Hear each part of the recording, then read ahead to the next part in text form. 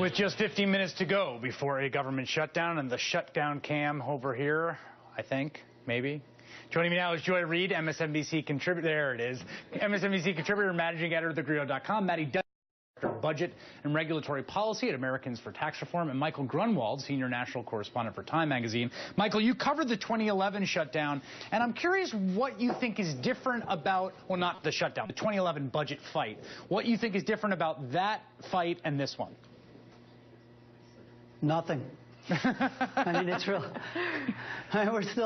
This is still the same. I mean, it's the same as the lame duck fight in 2010, and then the first fight over a government shutdown in 2011, and then the default fight later in 2011, the fiscal cliff, the sequester that then became, of course, the Obama-quester.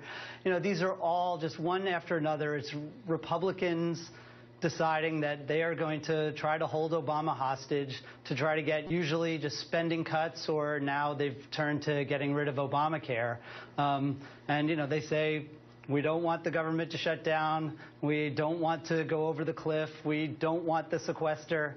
But, you know, no matter how much we bang on our spoons on our high chair and point out what's going on, they can say whatever they want, and a significant percentage of the country is apparently going to believe it. But, Joy, there is a difference right here, because it does seem to me the president's posture towards this is different than he has been in the past. In 2011, particularly around the debt ceiling, he wanted to use that leverage to get some big grand bargain. Right. Does not seem interested in that here. No, doesn't seem interested in even talking with them. He's just sort of sitting back and watching. And I think the other difference is that in the 2011 fight and the other previous fights, we were fighting about the budget. We were fighting about their, at least, paper interest in fiscal discipline. During a moment of budget crisis, we were fighting about the composition of that budget. We were fighting about the composition of the budget. We were fighting about spending. Now we're just fighting about every right-wing trope they couldn't win in an election and trying to get it now. They're saying, all right, give us something. You know, can we get rid of contraception? Right. You know, the hostage-taking isn't even necessarily about the budget. And at the end of the day, it is about Barack Obama.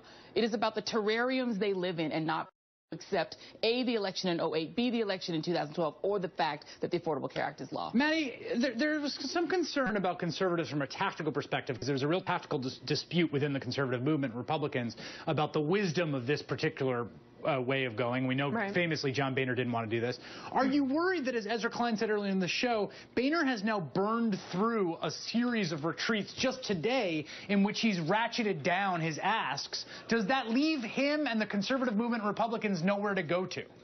No, and there's a couple of reasons why. One is, if Michael's correct, and this is similar to all the other budget battles we've had the past couple of years, what those budget battles have in common is that they ended in an agreement between the House, between the Senate, and something the president signed. So if that's where we're headed, then we're in a good position. But you're right. Boehner has been in a very difficult position with this caucus, trying to get something that is both acceptable to his right flank and something the Senate can pass. However, I think going into this new negotiation, bringing the Senate to the table, having actually transparent and serious negotiations by having a conference committee will bear out what a serious option may look like, Mattie, rather than just posturing between the chambers. Mattie, are you with a straight face trying to sell this conference nonsense?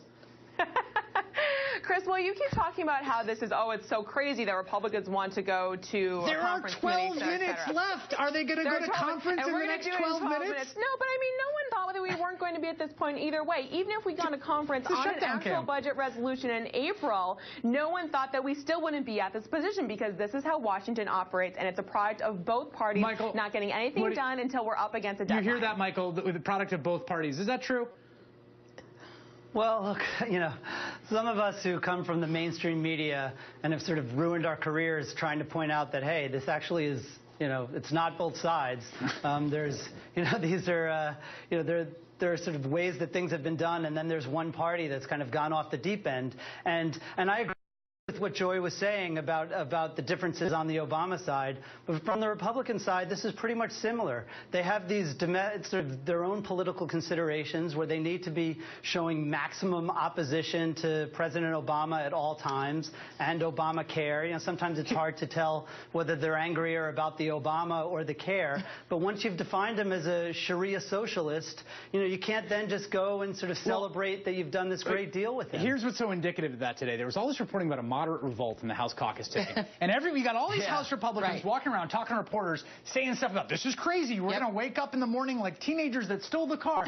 25 people are going to vote against it. And when it comes to it, 2 moderates voted against it. And it just shows that, like, what they're terrified of is a primary challenge, no matter what they say to reporters. No, absolutely. And that the political incentives are all on the side of going further and further to the right. I mean, look, just to be clear, we have one party that is, as you talked about in your last segment, has accepted austerity levels of funding far below anything any Democrat could possibly want, and has said we will compromise on that. Democrats have already built their compromise in. On the other side, you have people who in their districts, Barack Obama lost in a landslide. Right, 25 points. By 25 points. For the people that they answer to, Barack Obama is a Kenyan socialist, and they must fight him to the end, no matter what it does. Mattie, as someone who works with Grover Norquist, are you happy about this $967 billion number as the number that is now the kind of consensus position, the fallback position, which is right around what the Ryan budget is?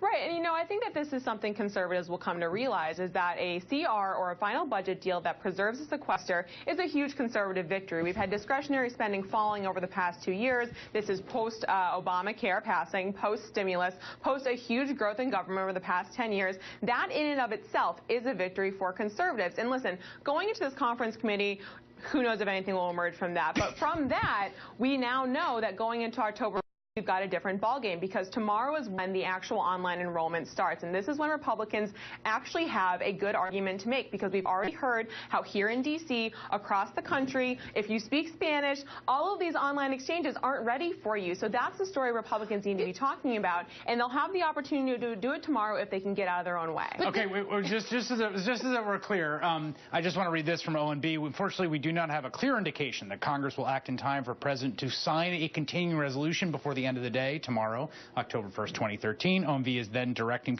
agencies should now execute plans for an orderly shutdown due to the absence of appropriations. That means no panda cam at the very least, but also some very, very, very real hardship for people, particularly, and this is really important, particularly if this goes on for a while. That's right. A day or two can be kind of processed through the system. You can retroactively pay people. You start going to a week or 17 days like the last one, which I think is how long it was. Then you're dealing with missed paychecks, furlough days, the Small Business Administration not doing loans. I mean, there's real cascade of problems that start to happen for people. Mattie Duppler from Americans for Tax Reform, Michael Grumwild from Time Magazine. Thank you. Joy Reid is going to stick around as we come up on 8 minutes.